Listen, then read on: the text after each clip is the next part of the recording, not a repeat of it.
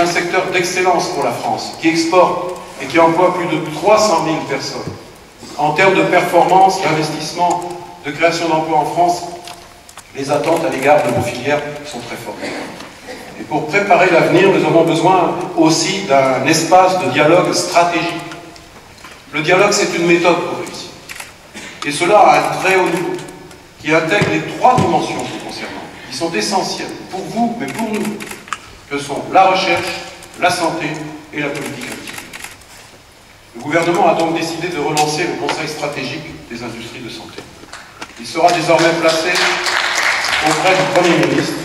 Et si on veut que l'État soit efficace, que l'État fonctionne, eh bien il faut l'organiser, le faire fonctionner comme il se doit.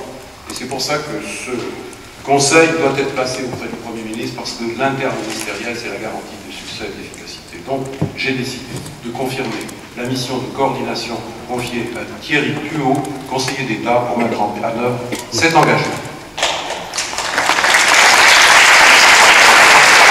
Je crois qu'il faut dépasser des visions qui sont peut-être un peu archaïques des industries de santé comme étant des entreprises de marketing et la recherche comme étant une activité pure dans un laboratoire. Aujourd'hui, par les sommes en jeu, les implications en termes de soins, l'ampleur des temps de recherche, la recherche, elle se fait sur un mode partenarial. C'est devenu une habitude, et une habitude très saine à nous, côté pouvoir public, de continuer à veiller à ce que la déontologie préserve l'indépendance et l'impartialité de chacun.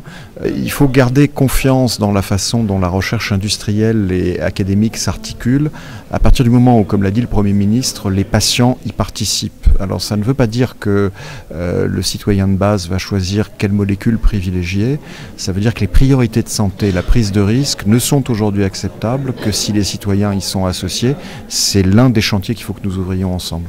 Les industries de santé, c'est une chance pour la France. Le Premier ministre l'a rappelé. D'abord, dans le rapport gallois, il faut également souligner qu'à plusieurs reprises, le secteur de la santé est souligné comme étant un domaine susceptible de générer de la croissance dans le pays. Nous sommes dans une mutation dans les process de recherche, et qu'il est extrêmement important que la France, enfin que notre pays et que les industriels installés sur le territoire français intègrent cette mutation. Ce qui veut donc dire effectivement la nécessité de moderniser, et il n'y a pas dans le discours du Premier ministre de point qui soit en désaccord avec ça, la nécessité de moderniser effectivement nos process, nos structures de recherche aujourd'hui, et de rapprocher la recherche publique et la recherche privée, ce qui va effectivement dans le bon sens. Ces rencontres, c'est une initiative du LIR en 2009, et qu'aujourd'hui, incontestablement, elles occupent une place tout à fait importante dans le paysage français. Et ces rencontres ont maintes et maintes fois démontré leur capacité à permettre de nouer des partenariats publics-privés en nombre de plus en plus important, et surtout avec un impact de plus en plus stratégique, tant pour les chercheurs académiques que pour les industriels du médicament. Donc ça fait plaisir de voir que des initiatives qui sont prises avec une grande ambition à la base peuvent trouver une telle place dans la manière dont aujourd'hui notre pays pense recherche, et pense tout particulièrement recherche en termes de partenariat public-privé. Ce que l'on peut faire, c'est réaffirmer aux chercheurs notre pleine et entière confiance, leur faciliter la vie, simplifier des dispositifs qui sont devenus très complexes, chronophages. Un chercheur n'est pas fait pour remplir des fils de papier. Un chercheur est fait pour chercher, pour animer une équipe, pour aller dans les congrès à l'international, pour faire connaître la qualité de notre science. Nous sommes insuffisamment présents à l'international. Lorsque nous y sommes présents, nous sommes reconnus. Regardez, aujourd'hui, nous présidons, c'est le professeur Françoise Barré-Sinoussi, que j'ai nommé également présidente des Assises d'enseignement supérieur et de la recherche, qui préside la conférence internationale sur le sida. Et pourtant, nous mettons 100 fois moins de moyens financiers que les États-Unis. Nous avons seulement 10 fois moins de publications. Vous voyez le ratio. Donc quand on se focalise sur un sujet, quand l'énergie de nos chercheurs se porte sur un sujet, nous sommes bons, de la recherche fondamentale jusqu'à la création d'emplois dans l'industrie. L'affaire du médiateur a créé une vive émotion dans l'opinion publique. Elle a mis en évidence les risques de conflits d'intérêts ou de politiques d'influence contraires à l'intérêt public. Cela s'est traduit par une perte de confiance des Français à l'égard des médicaments, et parfois gravement.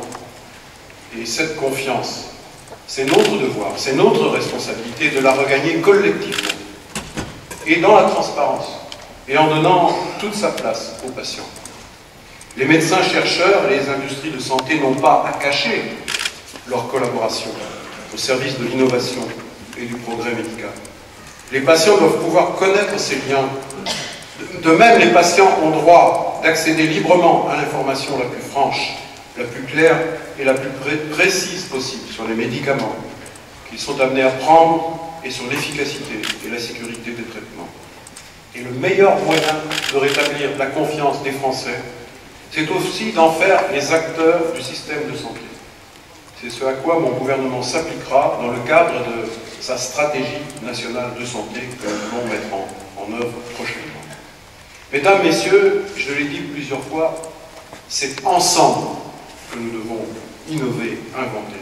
C'est ensemble que nous devons trouver les traitements de demain toujours plus efficaces et toujours plus sûrs. Pour cela, nous avons besoin de mobiliser toutes les forces. Et les précédentes rencontres ont fait la preuve que vous pouviez réussir à progresser, à développer de nombreux partenariats supplémentaires, en conservant à chacun sa liberté créatrice. C'est possible, vous en avez fait la démonstration. C'est pour ça que je tenais à venir devant vous ce matin, pour vous dire à la fois ma confiance, mon soutien et ce message de mobilisation. Je suis sûr que nous réussirons. Moi, j'ai confiance dans les capacités de notre pays. Et ici, vous avez invité des représentants du monde entier. La France est un grand pays. Elle peut réussir, j'en suis sûr, à condition que nous soyons lucides sur nos forces, nos faiblesses, et que nous sachions faire les choix essentiels, parce qu'il y a des choix à faire. C'est vrai que la politique, c'est un art difficile. Gouverner, c'est choisir, disait Pierre Mendès France. Eh bien, nous sommes à l'heure des choix. Et vous aussi, mais je sais que vous êtes prêts. Alors merci pour ce que vous faites, merci pour ce que vous allez faire pour la santé de tous nos concitoyens, pas seulement français, mais du monde entier, et je vous souhaite bon courage dans vos travaux. Merci beaucoup.